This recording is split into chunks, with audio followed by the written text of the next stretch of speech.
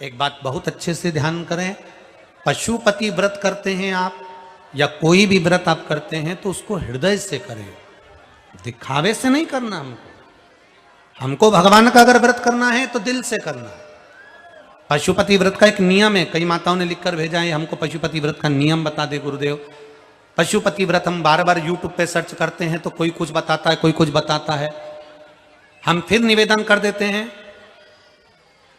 इस व्यासपीठ से बैठकर बोले हुए शब्दों का अगर आपके पास वीडियो है तो उसमें पशुपति व्रत अगर बताया है तो वो व्रत का विधान है।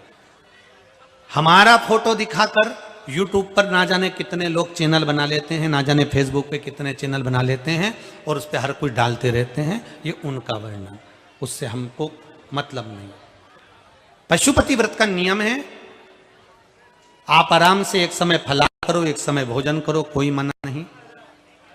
सुबह के समय पर जाकर शंकर भगवान का अभिषेक पूजन करो, वो पूजन की थाली वापिस लेकर आ जाओ। उस पूजन की थाली में शाम को 6 दिए रख कर ले जाओ, मीठे का प्रसाद ले जाओ और बाबा की पूजन अर्चना शाम को उसी थाली से करो। थाली में जो भी सामान रखो थोड़ा ऐसा रखना कि सुबह भी पूजन में काम आ जाए, शाम को भी पूजन में काम आ जाए, प्रयास करिएगा। केवल जल और दूध भले आप प्रयोग में लेते हो तो वो भले दूसरा ले सकते। थाली लेकर जाइए, बाबा की पूजन करिए, मीठे के प्रसाद के 3 हिस्से कर दो, 5 दिए शंकर भगवान के सामने लगा दीजिए। 3 हिस्से जो प्रसाद का करे हैं बाबा की पूजन कर कर 2 हिस्से मंदिर में छोड़िए, 1 हिस्सा अपनी थाली में रख लीजिए, 1 दिया वो भी थाली में रख लीजिए। 5 दिए शंकर जी के सामने लगाकर पहली बार जब आप व्रत करें बाबा से अपनी कामना कर कर प्रार्थना करें। बाबा की पूजन अर्चना कर कर थाली लेकर, दिया लेकर और 1 प्रसाद का हिस्सा लेकर अपने घर को आ जाएं।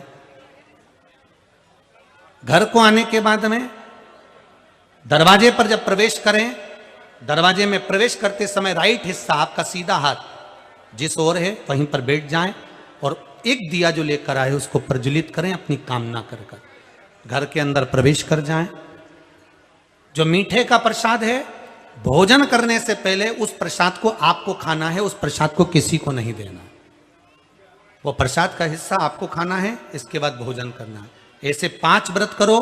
5वां व्रत जब पूर्ण हो, 5वें व्रत की जैसी पूर्णता हो, शाम के समय जब पूजन करने जाएं तो 1 श्रीफल लेकर जाएं।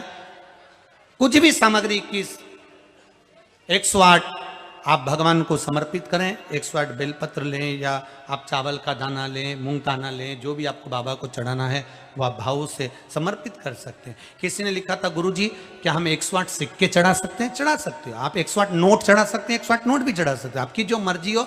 लौंग है, बाबा को जो आप समर्पित करना चाहते हैं आप दें बाबा। गुरुजी हम बेलपत्री चढ़ा दें 108 चढ़ाओ, फूल चढ़ा दें 108 चढ़ाओ, आपकी मर्जी पड़े जो आप सर चढ़ाओ।